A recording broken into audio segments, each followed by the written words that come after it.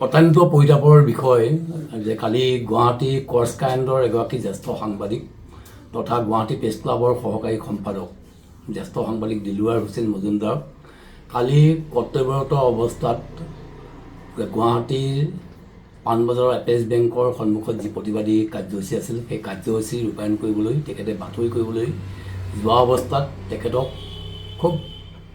পৰিকল্পিতভাৱে ভিতৰলৈ অনাধিকাৰ প্ৰৱেশ কৰা বুলি তেখেতক কালি সমগ্ৰ 10 ঘণ্টা ধৰি তেখেতক পাণবজাৰ আৰক্ষীয়ে আটক কৰাৰ পিছত কালি নিশাই তেখেতক গ্ৰেপ্তাৰ কৰিছে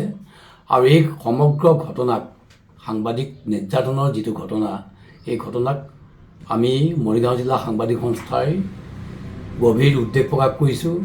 আৰু এই ঘটনাক তীব্ৰভাৱে নিন্দা প্ৰকাশ কৰিছোঁ আৰু গৰিহণা দিয়াৰ লগতে তেখেতক অনতিপলমে তেখেতক মুকলাই কৰি দিবৰ বাবে আমি সাংবাদিক সন্থাৰ তৰফৰ পৰা ঊৰ্ধ্বতন কৰ্তৃপক্ষৰ তথা অসম চৰকাৰক আমি দাবী উত্থাপন কৰিছোঁ। লগতে বৰ্তমান সময়ত আমি দেখিছোঁ যে সাংবাদিকৰ যি গণতন্ত্ৰৰ চতুৰ্থ স্তম্ভ বুলি কোৱা হয় যে সাংবাদিকসকলৰ যি স্বাধীনতা সেই স্বাধীনতা আচলতে এইখন চৰকাৰে খৰ্ব কৰিছে। যিহেতু আইনী মেৰপাছত তেখেত ইতিমধ্যে সোমাই পৰিছে, গতিকে আমি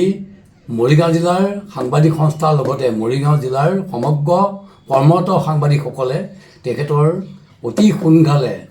তেখেতক মুক্তি দিবৰ বাবে আমি মৰিগাঁও জিলা সাংবাদিক সংস্থাৰ মই সভাপতি হিচাপে অসম চৰকাৰৰ প্ৰতি মই আৰু ঊৰ্ধ্বতন কৰ্তৃপক্ষৰ প্ৰতি আৰক্ষী প্ৰশাসনৰ প্ৰতি মই আবেদন জনাইছোঁ তেখেতক সোনকালে মুক্তি দিয়ক আৰু অসম চৰকাৰকো আমি এটা সকীয়াই দিব বিচাৰোঁ যে গণতান্ত্ৰিক দেশ এখনত এনেকৈ যদি মানুহক এনেকৈ সাংবাদিকতা কৰ্মৰত অৱস্থাত তেখেতে কৰ্তব্যৰত অৱস্থাত তেখেতক কিন্তু গ্ৰেপ্তাৰ কৰা হৈছে আৰু যদি এনেকুৱাই যদি স্বাধীনতা খৰ্ব হৈছে তেতিয়াহ'লে সাধাৰণ মানুহ অসমখনত কেনেকৈ জীয়াই থাকিব। গতিকে আমাৰ প্ৰশ্ন আমি তুলিছে আৰু আজি সাংবাদিকসকলে এইটো গভীৰ নিন্দা প্ৰকাশ কৰিছোঁ আৰু আমি ভাবোঁ যে এনেধৰণৰ যদি পৰিৱেশ সৃষ্টি হয় তেতিয়াহ'লে গণতান্ত্ৰিক দেশখনত সমগ্ৰ সাংবাদিক সমাজ কিন্তু ৰাজপথলৈ ওলাই আহিবলৈ বাধ্য হ'ব।